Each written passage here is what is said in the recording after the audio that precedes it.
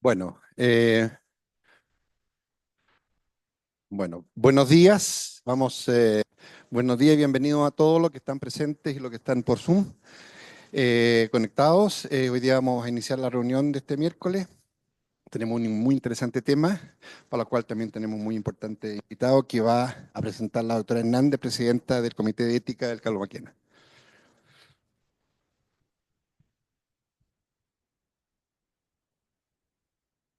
Buenos días, gracias por estar aquí.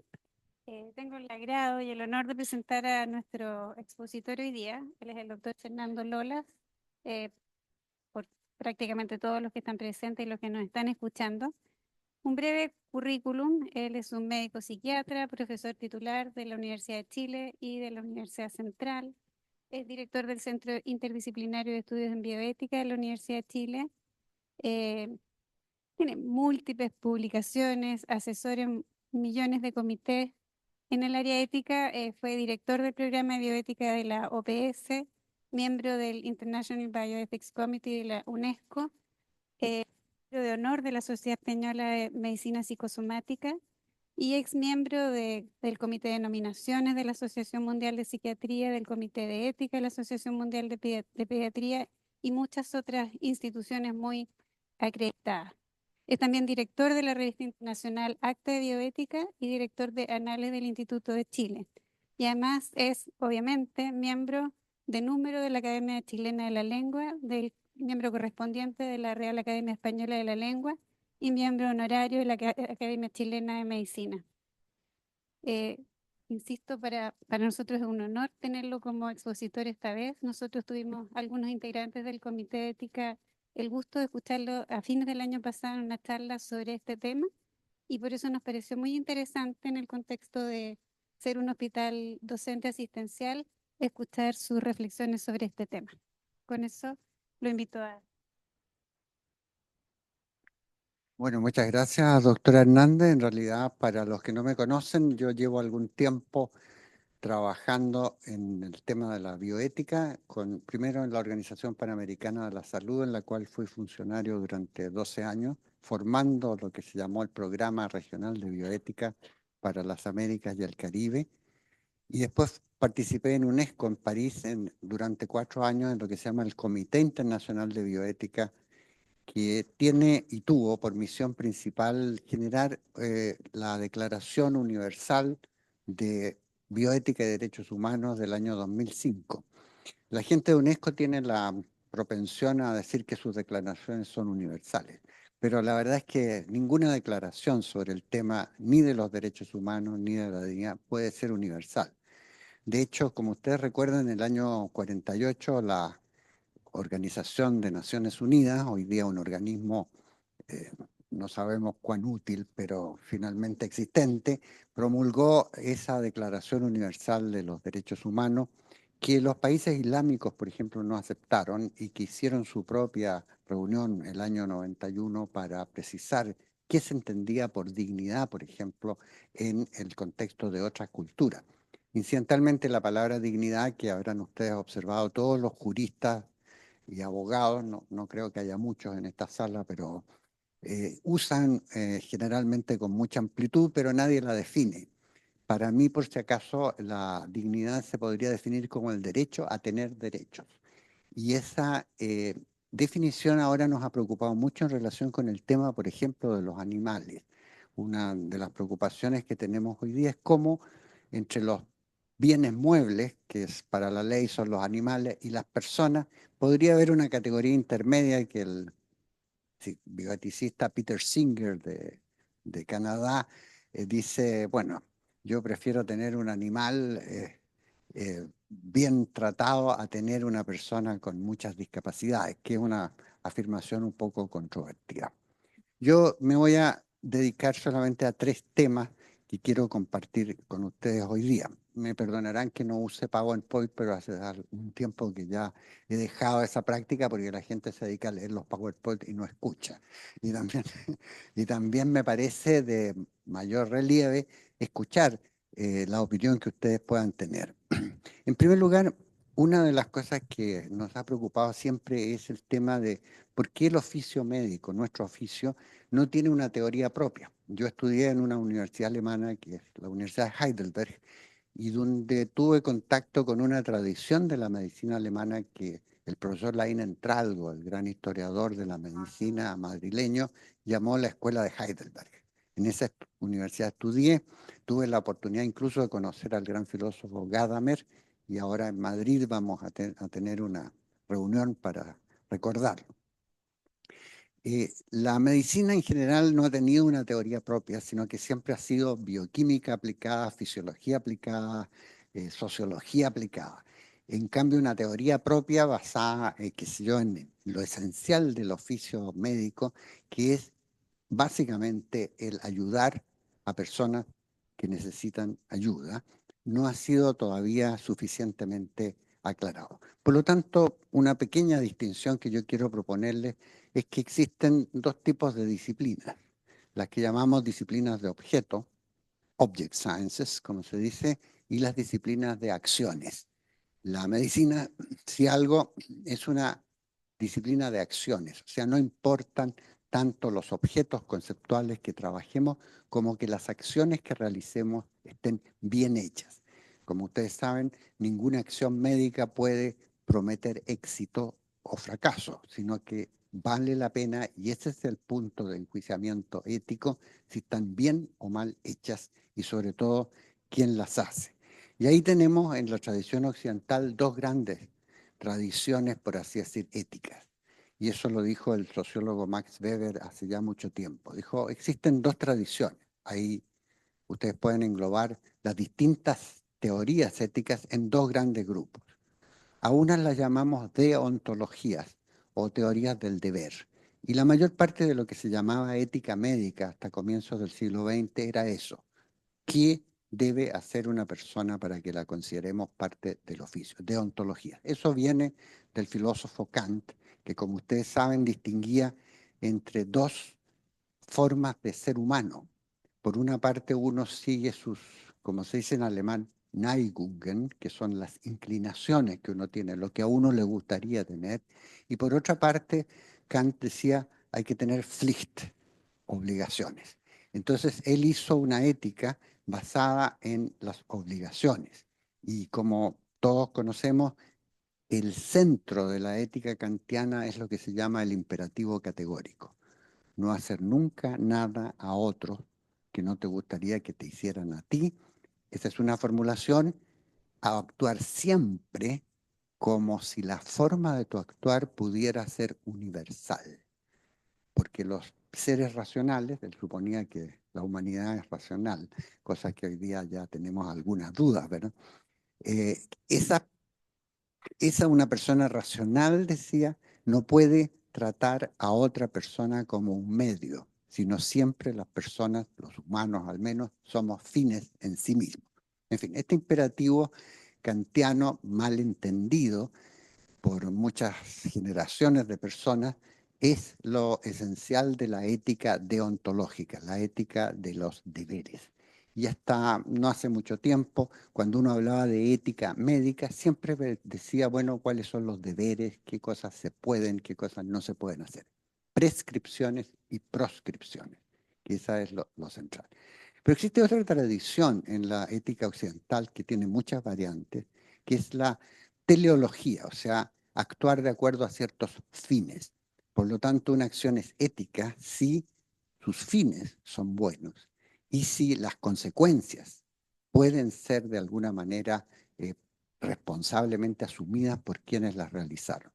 Tal vez la forma más conocida de la teleología o consecuencialismo moral sea Jeremy Bentham, quien con esta teoría del utilitarismo sentó las bases de lo que muchas veces nosotros pensamos que es una acción éticamente fundada. El utilitarismo sostendría que una acción es buena, ya digo, la medicina es una ciencia de acciones, por lo tanto no enjuiciamos resultados, sino la forma de actuar. Si beneficia al mayor número de personas, es la mejor forma posible. Deja fuera, por cierto, a ciertas personas que no consideramos humanas o a personas que están en condiciones de no saber aprovechar esos beneficios. Pero existe, además del utilitarismo, otras formas de consecuencialismo. Por lo tanto, la idea central en esta forma de raciocinar éticamente es la idea de responsabilidad. Como ustedes saben, en algunos idiomas, como el inglés, existen más de una palabra. Yo siempre discuto con mis amigos sobre accountability y responsibility, que tienen sutiles y matices y discrepancias, que no es del caso que comentemos acá. En síntesis, deontología, una teoría de los deberes; teleología, una teoría de las consecuencias y de las responsabilidades individuales. Como parece ser cierto, nosotros diariamente operamos sobre la base de ambos criterios. Por una parte, muchos tenemos convicciones, de alguna manera pueden ser religiosas, pueden ser ideológicas, pueden ser políticas, y pensamos que son correctas porque nadie nos ha dicho que no lo sean. Eh, en los comités de ética que ustedes participan, probablemente llega alguien y dice: mi religión es una buena religión, ponemos la Biblia encima y entonces lo que ahí dice es lo que vale.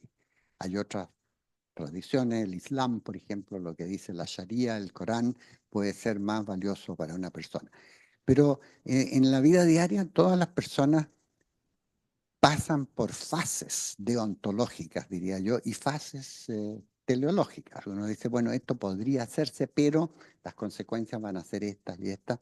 Y es una tarea precisamente por difícil, interesante, el balancear siempre cuáles van a ser las consecuencias de una decisión versus cuáles son lo que a uno, en conciencia, le obligarían sus propias convicciones a hacer. Esto no sé si es una antinomia o una contradicción, pero el tema más importante es que mezclamos ambos. Por ejemplo, alguien que está trabajando en salud pública, obviamente, considera las consecuencias de las decisiones que se van a tomar, muchas de las cuales se implementan de tal manera que la realización difiere mucho de las intenciones de quienes las generaron. Yo creo que todos estamos conscientes de que hay entre las intenciones y las realizaciones algunas diferencias y algunas objetables, por así decir, contradicciones muchas veces. La relación con la ley para el pensamiento bioético es una relación conflictiva. Yo me acuerdo cuando en la Universidad de Chile, en la época en que yo era vicerrector, formamos este centro de bioética que ahora dirijo. Un profesor de Derecho dijo: miren, ¿para qué se preocupan de esto? Esto debería llamarse bionomía y esto debería estar en la Facultad de Derecho. Bionomía querría decir una regla basada en ciertos principios morales generalmente aceptados. El auge de la palabra bioética en aquellos tiempos, estamos hablando de los años 90, provenía esencialmente de nuestro contacto con Estados Unidos, una sociedad en la cual impera y imperaba entonces una especie de mosaicismo social, o sea, grupos que por su propia identidad se diferencian de otros grupos y piden un tratamiento especial. Así, por ejemplo, los defensores de los pacientes o los defensores de las personas afectadas por ciertas enfermedades o los defensores de ciertas condiciones raciales, de orientación de género o de algún tipo, pedían una especie de afirmación de identidad que chocaba, por cierto, con las de otros grupos. Por lo tanto, nosotros heredamos de la tradición de Estados Unidos con este oncólogo Potter una versión de bioética a la que nos hemos acostumbrado a llamar principialismo.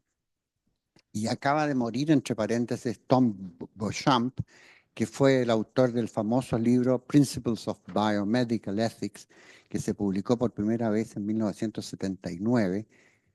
Y me dicen de la Universidad del Desarrollo que un profesor chileno, Eric Valdés, acaba de terminar de traducir el famoso libro en su 9ª edición y lo van a presentar en un par de semanas más en esa universidad, los principios de ética biomédica.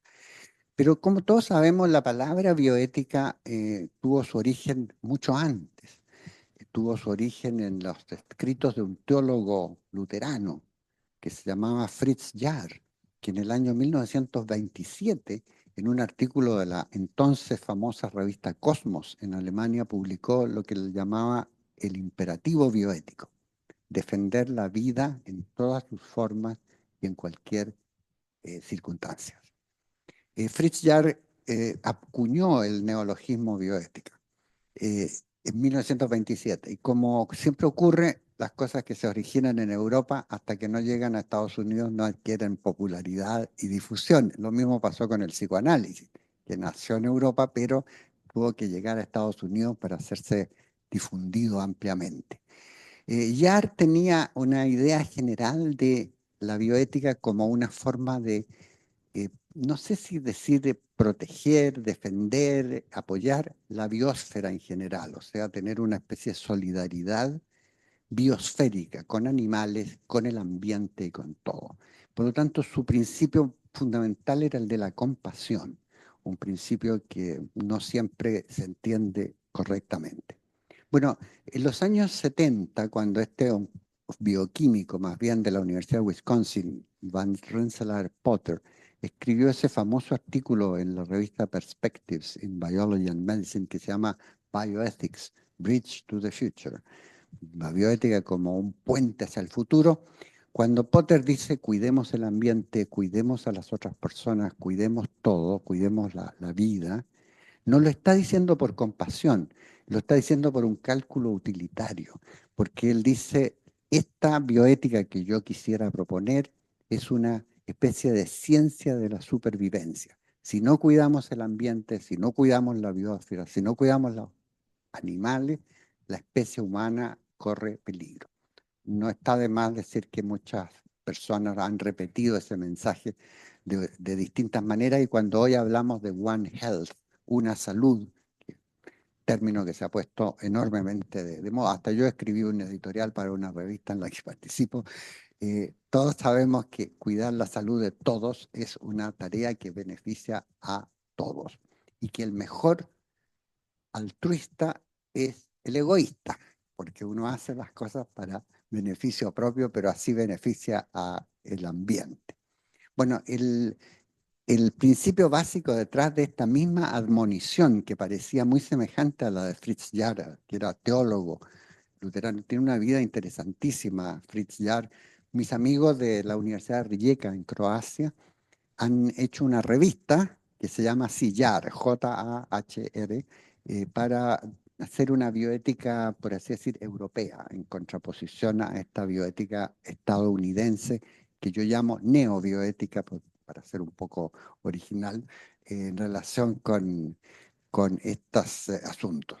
Bueno, como ustedes saben, el tema de la bioética en Estados Unidos, yo lo divido en tres aspectos que me gustaría destacar para ustedes. Un proceso social, un procedimiento técnico y un producto académico. Como proceso social, lo que llevó a la eclosión del ideario bioético fue una serie de problemas que se estaban originando en el ámbito de la investigación médica, en el ámbito de la formulación de los sistemas sanitarios, en el ámbito de la equidad en el acceso a los recursos de la civilización. O sea, fue un proceso social. Hay un bellísimo libro de Rothman que se llama Strangers at the Bedside, extraños junto a la cama de los enfermos, que de alguna manera documenta esto que había pasado de dos procesos: la medicalización de la vida, por una parte, todo se convirtió en objeto de la medicina, y por otra parte la tecnificación de la medicina, que hacía que las decisiones fueran más bien decisiones casi automáticas. Hoy día, con los algoritmos, ni qué decir, cómo esa tecnificación se ha hecho mucho más importante, y ustedes deben dedicar, supongo, más de alguna reunión clínica a hablar de alguna nueva aplicación, algoritmo o adminículo que puede tomar decisiones por uno, y nos inaugura una edad de la pereza, que es la edad de la pereza, porque uno dice, total, si lo va a hacer mejor el ilícito, el ChatGPT o el Perplexity, ¿para qué me voy a tomar yo estas molestias de cosas que nos está preocupando hasta en los colegios, ¿no? Y en algunas partes es más grave que en otras? Entonces, este proceso había llevado a que de alguna manera se tuvieran en cuenta que no existe posibilidad de ejercer un oficio como el oficio médico sin nuevos conocimientos o sin conocimiento en general. Debo decirles, entre paréntesis, que ya me he acostumbrado a una especie de pirámide epistémica. Datos existen todos los días en todas partes. Tenemos datos aquí en todo este momento. Pero los datos no son informaciones. Las informaciones son datos recogidos con alguna teoría de la medición. Por ejemplo, yo puedo decir aquí hace calor o hace frío, pero esa información, si yo digo hay 27 grados, hay 21 grados, se entiende. Pero las informaciones no son conocimiento. El poeta T.S. Eliot, que ganó el premio Nobel en 1948, decía: ¿dónde está el conocimiento que hemos perdido en la información? La información por sí sola no es conocimiento. El conocimiento es la información organizada, estructurada con miras a un fin social. El conocimiento, porque hoy día todos tenemos la experiencia, ¿verdad?, que las personas llegan a hablar con uno y ya han consultado con el doctor Google o algún otro sitio especializado o no, y saben más que uno a veces, o sea, tienen más informaciones que uno. Pero el conocimiento no es solamente la información, sino la arquitectura que se le da con miras a un fin social, y ahí interviene un elemento esencial de las profesiones, que es la prudencia. No todo lo que uno sabe, no todo lo que uno puede hacer, debe hacerse, porque tiene que atender a las circunstancias, al contexto y a las personas. Y esa es la vieja virtud de la frónesis griega, o la prudencia, como decían los latinos.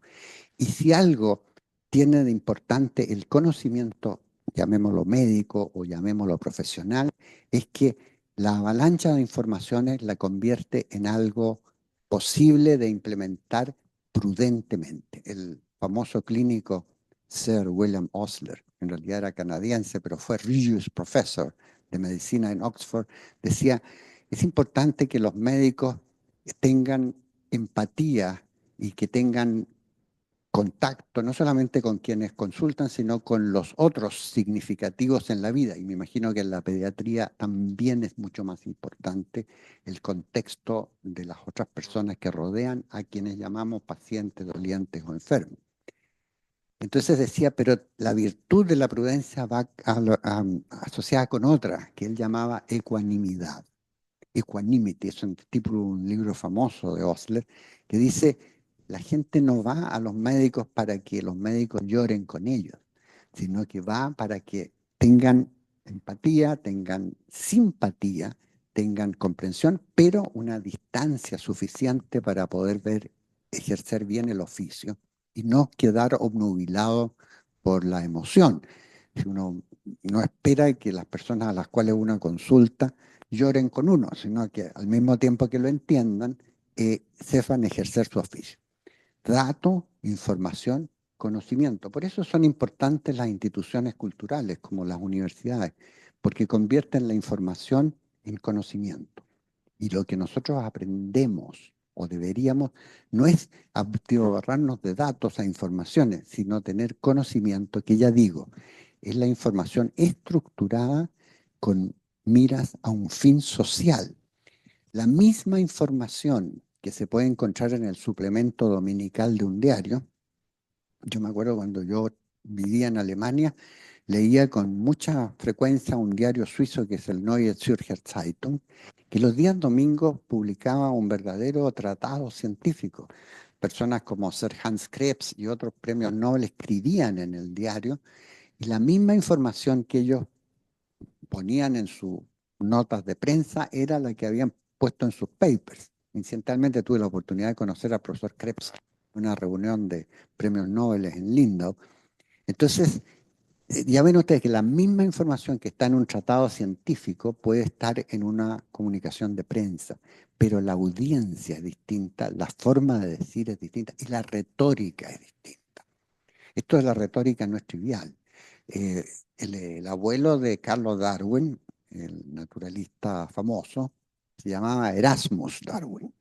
Y también era lo que llamaban en Inglaterra en aquella época un naturalista, o sea, un aficionado a los estudios naturales, y escribió un tratado interesante que se llama Zoonomía, pero Erasmus lo escribió en verso y proponía informaciones científicas interesantes para su época.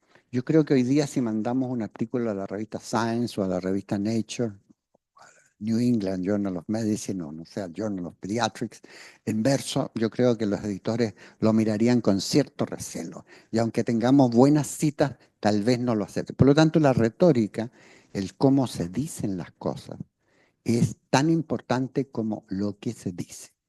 Bueno, ese es el conocimiento. El conocimiento es una amalgama de informaciones estructuradas para una audiencia en condiciones específicas y bajo ciertas limitaciones de retórica y de lenguaje.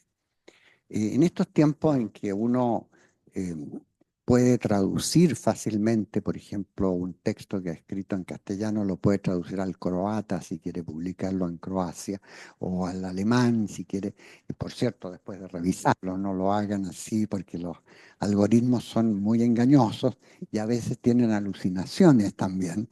Entonces, a veces se inventan cosas. Yo mismo hice la prueba haciendo una biografía de mí mismo y salía que había muerto en 1925, lo cual no me pareció del todo grato. Pero decía todas las demás cosas correctamente. Yo no sé dónde salió esa idea. Eh, un nivel superior de esta pirámide epistémica, datos, información, conocimiento, es la sabiduría. La sabiduría es el wisdom, como dicen en inglés, Weisheit, como dirían en alemán, es la forma de saber cómo usar el saber. O sea, el conocimiento de cómo usar el conocimiento. Esa es la sabiduría, esa es la prudencia, eso es lo que dice Sócrates en los diálogos de Platón, ¿verdad? Es una forma superior de estar no solamente en conocimiento de las cosas, sino también de saber cuándo, cómo y por qué decirlas o hacerlas.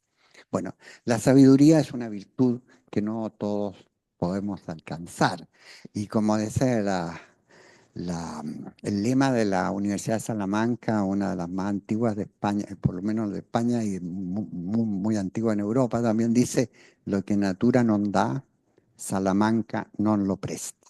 Así es que eso de ser sabio porque uno fue a una universidad prestigiosa, olvídenlo, no es una condición que a uno le caiga, pero sí le da la experiencia, es la experiencia bien tamizada, bien seleccionada, bien acumulada, es el recurso más valioso que tienen los que se dedican a los oficios, a las praxeologías, como yo digo, una ciencia de acciones.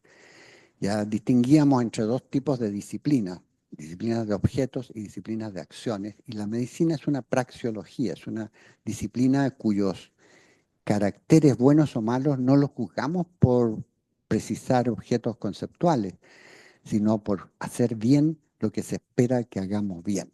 Y eso me lleva entonces al otro punto que quería tratar, que es cómo se obtiene el conocimiento, cómo convertimos informaciones en conocimiento. Primero, por cierto, los datos se convierten en informaciones a través de nuestros numerosos instrumentos de medición. Como decía William James, fue el fundador de la psicología, a pesar de que era médico, y fue un hombre, bueno, toda la familia James era muy importante. Su hermano eh, Henry James es un novelista, como ustedes saben, muy famoso. A pesar de ser norteamericano, se anglizó tanto que parece que fuera inglés. Pero William James fue un hombre que desde Boston fue a Leipzig a estudiar con el famoso psicólogo de la época, Wilhelm Wundt, y ahí aprendió una cosa que era importante, que es el apego a la evidencia empírica, que es una cosa bastante más complicada de determinar que lo que uno podría creer. Como dice un libro de estadística que yo tengo, dice, figures don't lie, but liars figure. Dice que las cifras no mienten, pero los mentirosos hacen cifras. Entonces, no todo lo que es matematizable es necesariamente una información más confiable que otra. Y ese es el gran peligro que tenemos hoy día en nuestros oficios, que solamente le creemos a las máquinas y no a las personas. Solamente le creemos a los números y no a los feelings o a emociones. ¿Y qué es el proceso? Que la medicina no puede existir sin investigación y la investigación no puede existir sin una consideración de qué persigue. Yo les propongo tres finalidades. Primero, ¿qué es investigación? La investigación es el incremento del conocimiento en una disciplina que renueva, renueva la disciplina de dos maneras, conceptualmente y desde el punto de vista de las personas que a ella se dedican. Ya sabemos todos que uno entra a un laboratorio y tiene que trabajar para el jefe del laboratorio, el cual cuando yo estaba en Alemania yo estaba en una clínica psicosomática y uno publicaba o quería publicar algo, el profesor tenía que ir al final, siempre. Entonces uno para saber quién era el who's who en el artículo tenía que mirar al final. Ese era the big guy, the big boss. Y si uno no lo ponía, bueno, había un problemilla. Pero me pasó a mí, por ejemplo, que publiqué o traté de publicar en una revista británica que se llama Medical Education, dirigida al profesor Walton, y yo había hecho un experimento, o sea, no usen la palabra experimento en sentido peyorativo, había hecho una experiencia con los estudiantes del curso de psicoterapia en que yo participaba, en que les pedía que hiciéramos en una escala cuánto era psíquicamente determinado y cuánto era orgánicamente determinado en varias afecciones, usamos escalas de Likert, en fin, todo eso. Yo encontré que mi aportación iba a ser sumamente interesante y se la mostré al profesor y me dijo, ¿para qué iba a publicar eso en una revista inglesa si aquí tenemos tan buena? No, le dije, es que justamente es para probar. Se la mandé al profesor Walton y puse, por cierto, a mi jefe de coautor, había otro.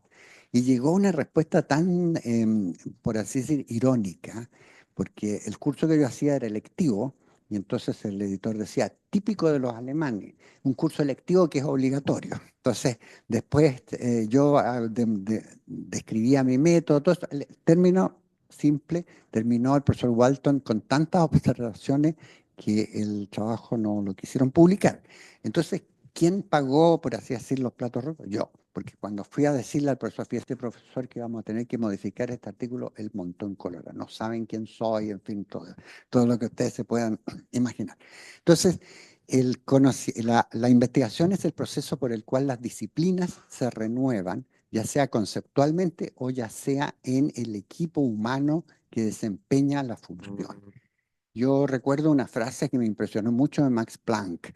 Max Planck decía, la única forma de que la ciencia progrese es que la gente se vaya muriendo, porque él no aceptaba en su teoría cuántica, los físicos, eso, pues ya saben, Einstein nunca fue muy cercano a la teoría cuántica, Max Planck. Entonces, Planck decía que la única forma de reformar la ciencia era que las nuevas generaciones reemplazaran a las antiguas, pero en fin. El hecho es que la investigación es el proceso de renovación conceptual o el capital humano de una determinada disciplina. Y tiene tres dimensiones sociales que me gustaría comentar. Primero, la invención conceptual. Eh, todas las personas todos estamos familiarizados por el concepto de célula, por ejemplo, o con el concepto de átomo, que hoy día ya no es lo que era, el porvenir, como dicen, ya no es lo que era. La célula fue inventada en algún momento conceptualmente por alguien, el átomo también. Por lo tanto, el proceso de invención conceptual es lo que solemos llamar investigación básica o fundamental. Los priones, por ejemplo, fueron inventados por un hombre al cual nadie leyó, pero que después ganó un premio Nobel. En fin, una serie de... Entonces, la invención conceptual es algo de aumentar el input de una disciplina mediante nuevas ideas. Para experimentar, decía Iván Petrovich Pavlov, que también ganó un premio Nobel en 1906, hay que tener ideas en la cabeza. Y eso es lo que hace la investigación fundamental. Nos da nuevas ideas con las cuales vamos a configurar la realidad que vemos. Antes de que existieran, qué sé yo, los microbios, antes de que el Van Leeuwenhoek pudiera ver estos, como lo llamaba, organículos, los microbios no existían. Era una inferencia de que hizo Spallanzani cuando puso las rejas y vio que las cosas no se contaminaban, pero la invención conceptual es importantísima y a veces no sabemos bien para qué los nuevos conceptos van a poder servir en el futuro. Después viene la innovación, el segundo proceso social muy importante. ¿Qué es la innovación? La innovación es aumentar el output de un determinado concepto, idea o impresión. Por ejemplo, cuando alguien descubre una nueva aplicación de un medicamento. No les necesito recordar cómo los primeros antidepresivos fueron medicamentos antituberculosos, que por lo que nos hemos acostumbrado incluso en español a llamar serendipity, alguien descubrió que mejoraban el ánimo, pero fue un efecto lateral que se convirtió después en central. La innovación o un cirujano que hace una innovación en una técnica quirúrgica, el Billroth 1 o el Billroth 2, lo modifica un poquito y entonces ya está haciendo... Esa forma de investigar innovando es aumentar el output de un determinado concepto, técnica o conocimiento para hacerlo útil en otros ámbitos. Es tan valiosa como la invención. En algún momento se nos dio o se nos sigue dando la beatería de que la gente que se dedica a la investigación fundamental o básica tiene más valor que la gente que hace investigación, llamémosla aplicada, en el campo. Y como decía Pasteur, existen la ciencia y las aplicaciones de la ciencia. Eso no es cierto. Las tecnologías modifican el pensar de una manera tan radical que muchas veces las innovaciones tecnológicas se producen sin ningún aporte conceptual nuevo. Los microscopios se fueron perfeccionando solos. La gente que usaba... el caso de la radiología es muy interesante. Yo, leyendo la historia de esta práctica que hoy día la consideramos básicamente médica, los primeros radiólogos, ustedes saben, Röntgen, 1895, años mirabilis de la medicina, porque fue el mismo año que Röntgen describió los rayos X, el mismo año en que Freud escribió los estudios sobre la histeria, y Röntgen hizo transparente el cuerpo, y Freud el mismo año hizo transparente el alma a través de escuchar. Y es el mismo año también en que Iván Petrovich Pavlov describió los efectos del vago sobre la secreción gástrica. Bueno, ese annus mirabilis, Röntgen, fíjense, los franceses, en esa época había una cierta tensión entre Francia y Alemania sobre quién hacía mejores y más importantes descubrimientos, Koch versus Pasteur.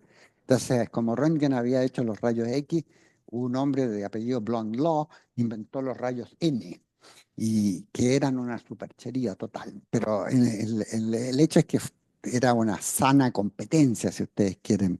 Bueno, los primeros aparatos de radiología los diseñaron personas dedicadas a la ingeniería. Entonces, las primeras asociaciones de radiología eran ingenieros, técnicos, médicos.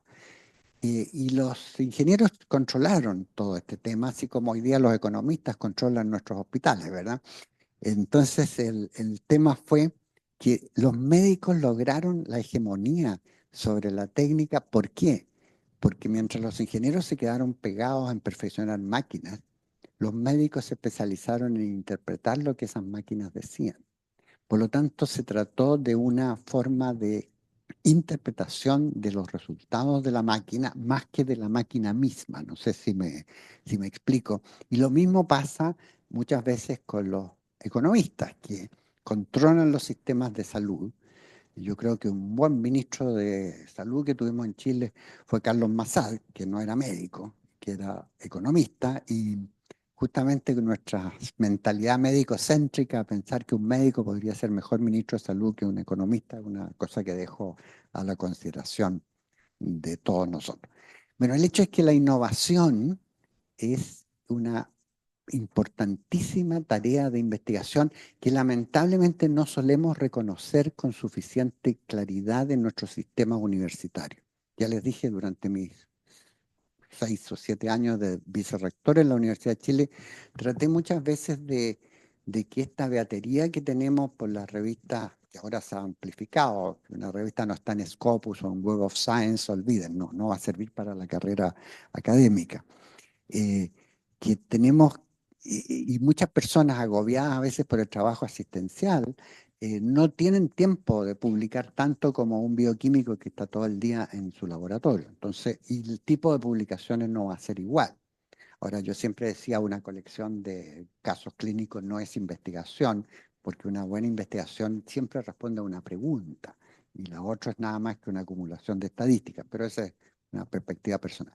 Durante mis años en Fondesit también, evaluando proyectos, nos dimos cuenta no solamente de eso, sino de las defensas corporativas que hay en algunas instituciones para la gente. No es el caso de la Universidad de Chile, entre paréntesis, pero eh, el tema, entonces, la invención por una parte, la innovación. Y una tercera variante social de la investigación que a mí me gusta mucho recalcar es la transformación.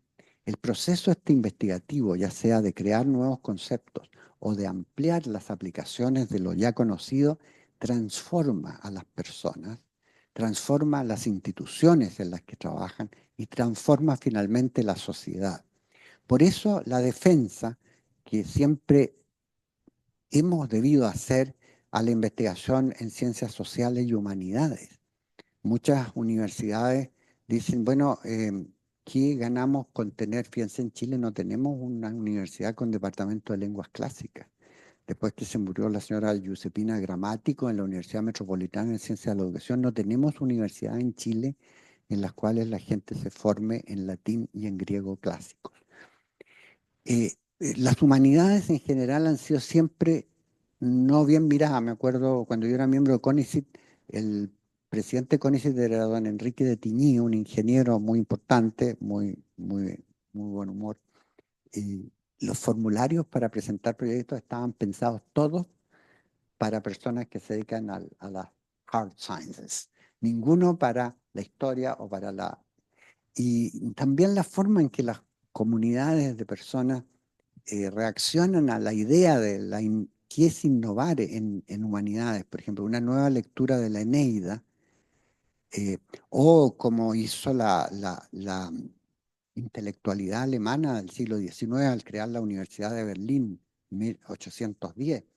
Es decir, la ciencia histórica se creó en Alemania. El primer historiador que hizo de la historia una ciencia fue Leopold von Ranke, que decía, una cosa es lo que en verdad ocurrió y otra cosa es cómo se contó.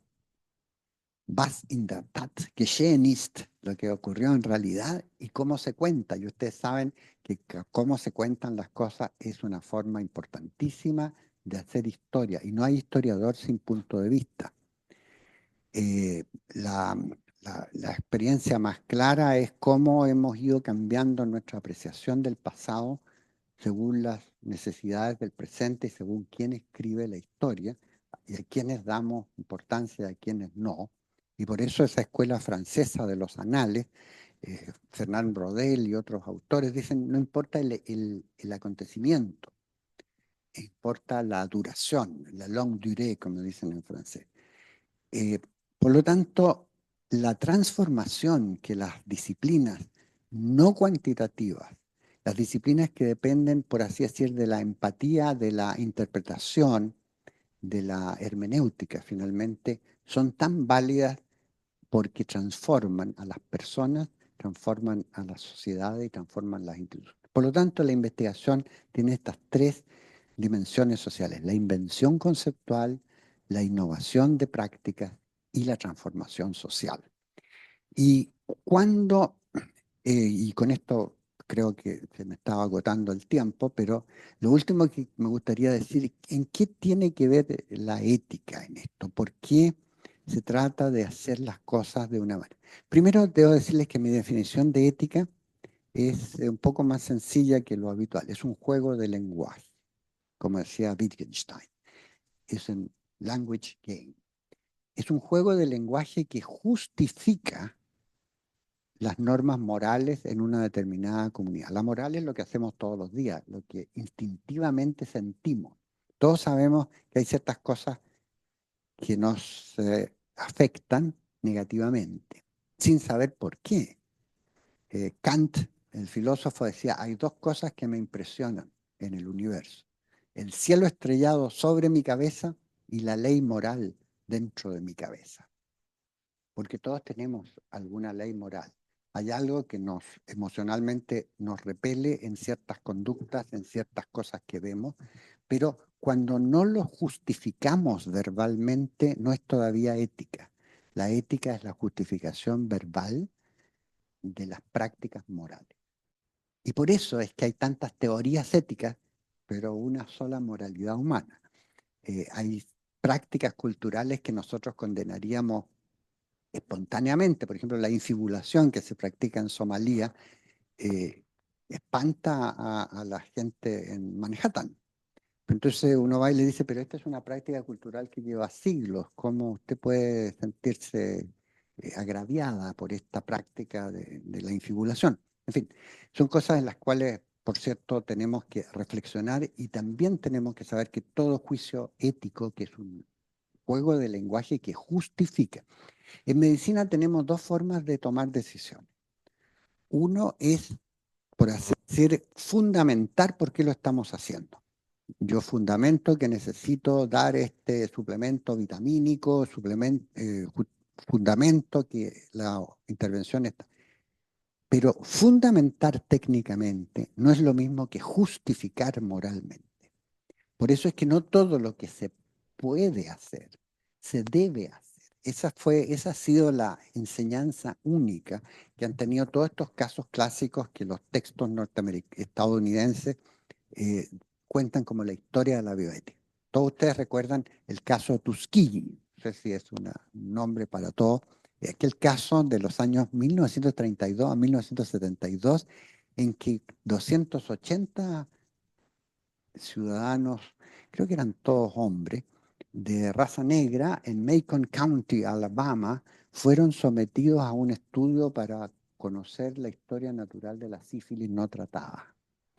Entonces, fue un caso clásico que todavía lo usamos, porque a estas personas uno no se les dijo que eran parte de un estudio, no se les proporcionó ninguna terapéutica, se los indujo a participar mediante incentivos como hot lunch, almuerzo caliente, funeral gratis, y por cierto, exámenes les hacían punciones lumbares cada cierto tiempo. Entre paréntesis, hay una película muy bonita que relata este caso, se llama Mrs. Evers' Boys. Está en YouTube, por si acaso. Esa historia cuenta, este caso ha sido tan modélico porque tiene de todo. Primero, eran personas ciudadanos de segunda clase, digamos, en el sur de Estados Unidos, o sea, no se podían defender contra eso, no podían decir que no. Segundo, se les ofrecieron incentivos más allá de lo que era razonable. Tercero, nunca supieron que era un objeto de un estudio. Cuarto, entre medio, la penicilina hizo su entrada en el mercado.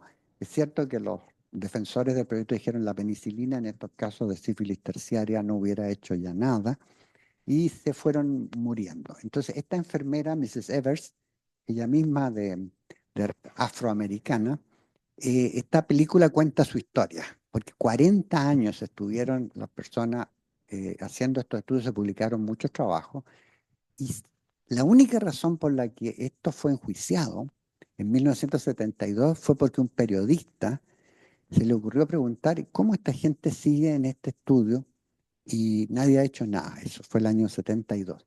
Y eso llevó a que el Congreso de los Estados Unidos formara una comisión que tiene un nombre bien curioso. Se llama National Commission for the Protection of Human Subjects in Behavioral and Medical Research. ¿Protegerlos de quién? De los médicos y de los científicos que tendrían que cuidar a las personas. Y ese fue el origen, después de varios años, del famoso informe Belmont. Ese informe del año 78, por el cual el establishment médico estadounidense, representado entre otros por la New England Journal of Medicine, que era como o el Annals of Internal Medicine, llegó a la conclusión de que teníamos que poner ciertos principios o normas para conducir la investigación con personas o sujetos humanos. Y de ahí salieron lo que todos conocemos como esos famosos 4 principios, que después fueron consagrados en este libro de Beauchamp y Childress: autonomía, beneficencia, no maleficencia y justicia. Lo llamamos un poco jocosamente el mantra de Georgetown, porque todo el mundo lo repite: autonomía, beneficencia, no maleficencia y justicia. Y fíjense, son como las 4 bases del ADN. Con esos 4 principios, esta gente dijo: vamos a poder construir todo el universo moral con estos 4 principios. Entonces, ¿cuándo tenemos un conflicto ético? Cuando la autonomía, por ejemplo, está en conflicto con la beneficencia. Por ejemplo, estamos acostumbrados en la tradicional forma del paternalismo médico que doctors know best. O sea, los médicos saben más que todas las demás personas. Entonces, a veces la autonomía choca con la beneficencia. Mismo Hipócrates lo dice: a veces hay que hacer las cosas a pesar de las personas, porque no saben protegerse. Bueno, en la psiquiatría eso es un tema que es bastante cotidiano, diría yo. Pues justamente ahora, con una colaboradora mexicana, hemos hecho un repaso jurídico de las directrices anticipadas en salud mental. Porque si bien todos conocemos las directrices anticipadas para gente que se va a morir o que, ¿no?, incluso personas, incluso niños, en salud mental la cosa es un poco distinta. Y yo creo que a todos nos gustaría poder decir cómo me gustaría a mí que me trataran cuando tenga Alzheimer. Y cómo me gustaría a mí desaparecer de la tierra si es que estoy en una condición de demencia tan grave que me avergonzaría yo mismo de verme. Esa es una consideración. Les quiero comentar esto solamente con el fin de decir que estos 4 principios eh, tienen en la bioética de cuño europeo 2 más. Uno es el principio de solidaridad y otro es el principio de reciprocidad. Estos principios fueron enunciados por primera vez por el maestro de mi maestro, que se llamaba Victor von Weizsäcker, y fue un hombre que participó en la guerra, igual que mi maestro. Y para ellos el tema del juicio de Nuremberg, que fue otro hito que normalmente los textos estadounidenses mencionan como el origen de la bioética, en Nuremberg, como ustedes saben, se escogió para hacer 13 juicios a distintos estamentos de la sociedad alemana que podrían haber participado en cosas censurables. Ustedes saben, quienes siempre ganan la guerra tienen razón. De tal manera que hubo un juicio a los juristas y un juicio a los médicos e investigadores, no solamente por los temas del Holocausto, sino por otros temas como, qué sé yo, la acción T4, que fue una acción importante en el régimen nacional socialista, donde el régimen trató de eliminar a todos los pacientes psiquiátricos y a todos los pacientes con deficiencias intelectuales, porque, bueno, atentaban contra la integridad de la patria. Volk und Boden era la premisa: pueblo y territorio, por eso había que ampliar el Reich. Entonces, en el juicio de Nuremberg, fíjense, a muchas de esas personas se las condenó y a otras se las dejó libres. Y la idea central en que terminó eso, lo mismo que la declaración de Helsinki y el Código de Nuremberg, que es del año 46, la primera consideración es el consentimiento voluntario. Eso es la síntesis de Nuremberg y la síntesis también de la declaración de Helsinki de 1964, donde regula de alguna manera las condiciones éticas de la investigación médica.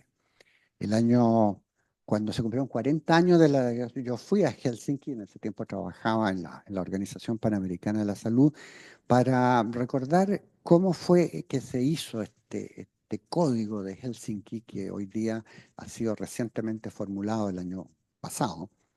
Y no quiero ni siquiera mencionar la cantidad de problemas y de cosas que nos ha provocado su discusión. Uno de mis amigos en la Universidad de Yale decía, cuando el código original distinguió entre investigación terapéutica e investigación no terapéutica, nos puso en un lío. ¿Cómo definíamos qué era una investigación no terapéutica? Y que la investigación terapéutica, aparentemente, según el código interpretado, era la que podía beneficiar individualmente a los sujetos de investigación, pero es un criterio bastante nebuloso. En síntesis, yo me he preocupado esta vez de decirles, ¿qué es la investigación? Es un proceso por el cual se renuevan las disciplinas, convirtiendo informaciones en conocimiento nuevo. Y el conocimiento no es la información pura, sino la información estructurada para una audiencia con algún fin social. Hemos distinguido tres procesos: la invención conceptual, la innovación de práctica y la transformación social, y hemos comentado, daría para otras conversaciones, que cuando hablamos de ética, hablamos de una justificación racional y lingüística de prácticas morales que a lo mejor son comunes en una comunidad, pero que a veces la gente ni siquiera sabe que las tiene. Yo recuerdo que uno de mis primeros estudios cuando fundamos el Centro de Bioética fue estudiar esas convicciones morales que uno tiene, pero no sabe que tiene. Y descubrimos que muchas personas del altiplano Perú-boliviano tenían ciertas concepciones sobre la virginidad, sobre el sexo, sobre el matrimonio, sobre la vida, que ni siquiera sabían de dónde venían. Eran como de origen bíblico, pero muchas de esas personas ni siquiera conocían la Biblia. Entonces, es interesante esto de que entre una fundamentación técnica y una justificación moral, el gran problema para nuestras conciencias es que hay que mediar entre ambas. Y ahí viene la virtud de la prudencia, que es como la base de las praxeologías o ciencias de acción. Y ya digo, la medicina no es ciencia de objetos, sino una ciencia de acciones, en que lo que uno enjuicia no es el resultado. El resultado puede ser bueno o malo, nadie predice el futuro. Pero las acciones tienen que estar bien o mal hechas según la ley artis, como lo que dice, lo que prescribe el arte, y también la ley moral. Esas son, digamos, mis consideraciones que quería compartir. Les agradezco la atención.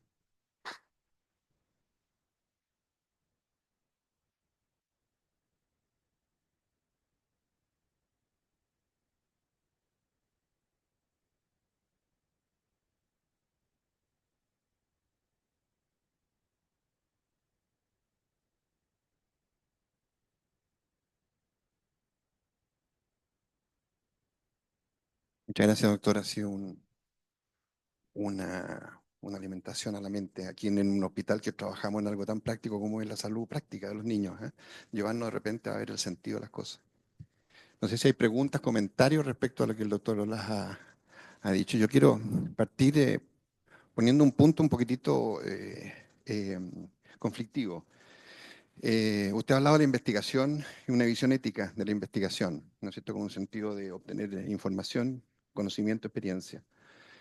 ¿Dónde se ubica Chile? ¿Dónde nos ubicamos nosotros en este país, que somos tan chicos, que todo se sabe en el mundo, todo se ha investigado, que uno aplica una tecla y aparece la información en forma ya desglosada y ya elaborada? Y entonces, ¿cuál es el concepto ético, o sea, una visión ética de la investigación como proceso en el cual ya todo se ha hecho, cuando de repente comienzan a aflorar en la investigación sentidos como el tener que hacer investigación, incorporarlo al currículum de uno, incorporarlo necesariamente a la formación de un médico, porque tiene que hacer investigación para cumplir ciertas normas, que si no las cumple no aprueba? Entonces, el concepto que usted habla es un concepto ético más bien holístico. ¿Cómo se aplica a esto cuando estamos invadidos con esto y sin mencionarle el fenómeno de la investigación influenciada por la industria farmacológica, que ya tiene intenciones economicistas? Yo sé que es complicado. Bueno, le agradezco mucho la pregunta, doctor Wolf, porque primero esto de la obligación que tenemos de hacer investigación y que nos van a evaluar por eso, hasta los estudiantes lo tenemos, es una forma también un poco de presionarnos para generar, y muchas veces lo que se manda a las revistas es copia de otras cosas, entonces estamos inundados de replicaciones que no hubieran necesitado hacerse y por las cuales se ha derrochado, por así decir, dinero. Otra cosa son las normas que nos rigen, muchas de las cuales son buenas normas. De hecho, cuando se promulgó la ley 20.120, después vino otra ley sobre derechos y deberes de los pacientes para culminar en la 21.331 hoy día, que parece una ley de salud mental, pero está un poco limitada en ese sentido.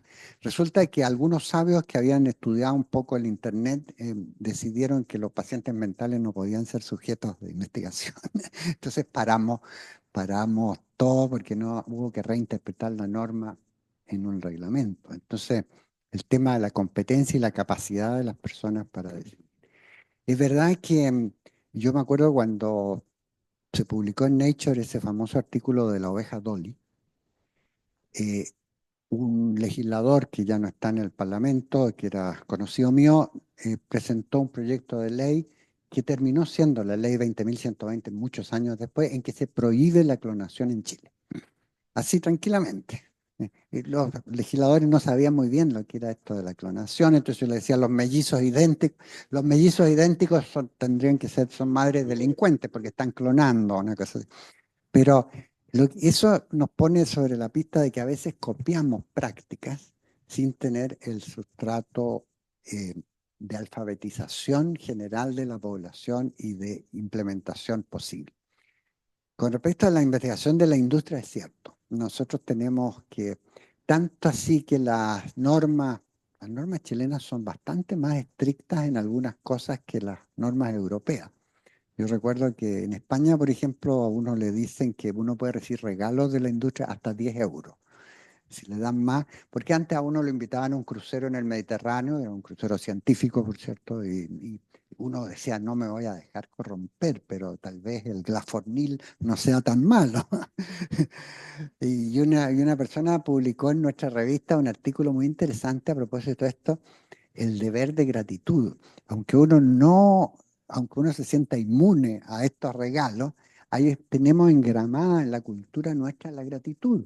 Entonces, si viene la gente de la industria y me propone unas cosas y me dice, no, no, no, usted no tiene, no nos vamos a meter en sus prácticas de...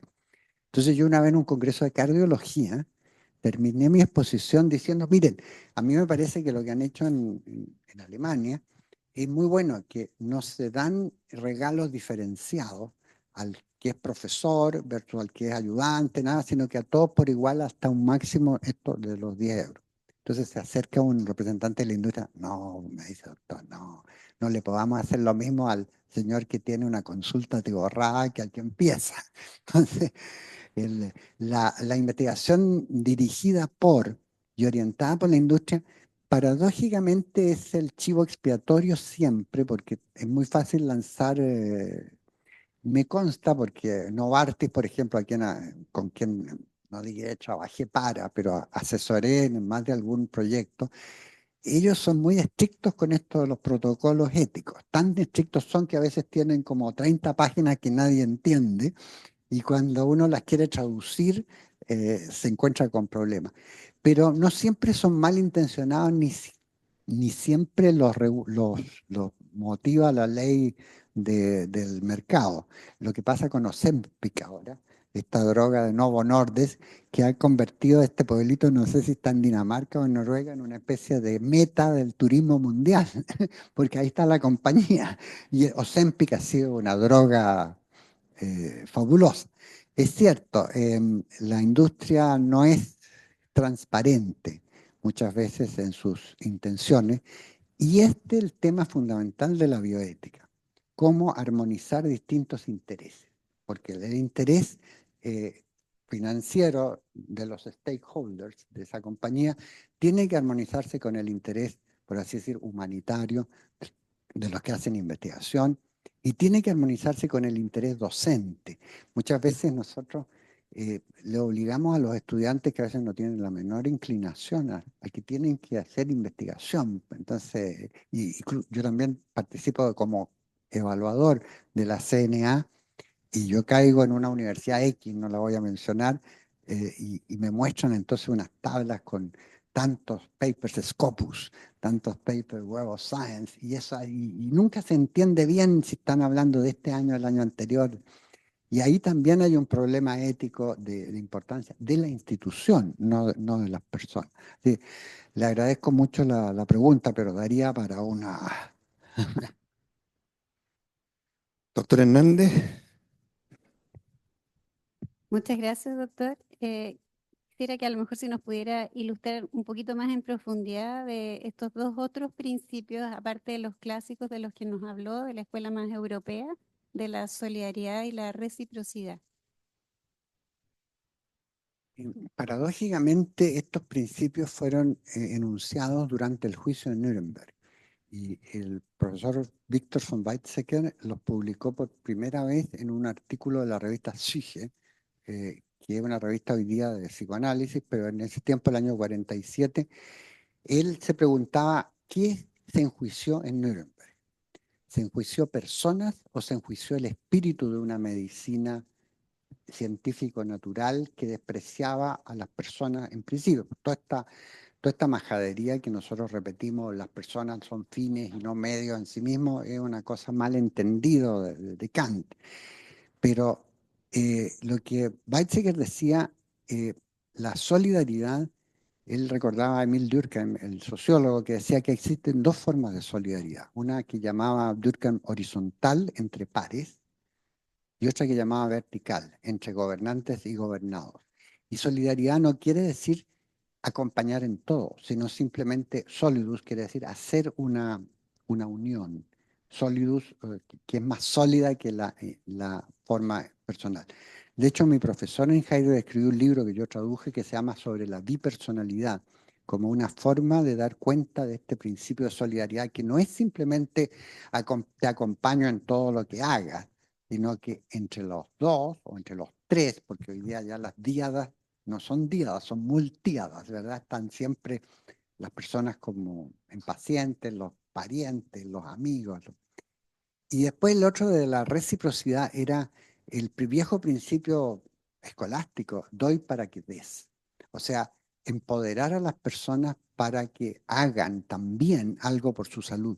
Con todo este lenguaje, yo no estoy siendo peyorativo en esto, con todo este lenguaje de los derechos, decir que la salud es un derecho es una cosa bien complicada. El Estado y el mercado tienen que proporcionar medios para que cada una persona o su familia construya su salud, pero nadie le puede prometer salud a nadie. Lo que sí tengo derecho es acceso a medios y recursos para construir salud. Entonces la reciprocidad consistía en eso, en dar al Estado, en este caso, lo que el Estado puede exigir de mí para el bien común. Y, y el Estado, se supone, digamos aquí de Hegel, la idea ideal del Estado, me va a devolver en una forma eh, proporcional, oportuna y acorde con mis necesidades. Y esos principios, bueno, están en un librito que le puedo mandar. No sé si hay otra opinión, pero estamos en la hora, doctor. Le agradecemos su charla. Nos ha llevado realmente a pensar y a dar un sentido a lo que estamos haciendo en forma tan práctica y tan pedestre como con la medicina práctica. ¿Ah? Pero a uno le hace muy bien el darse cuenta y contener elementos para poder, digamos, pensar de que lo que uno está haciendo tiene un sentido, ¿ah? Que eso es lo más importante. ¿Ah? Así que un millón de gracias por su conferencia.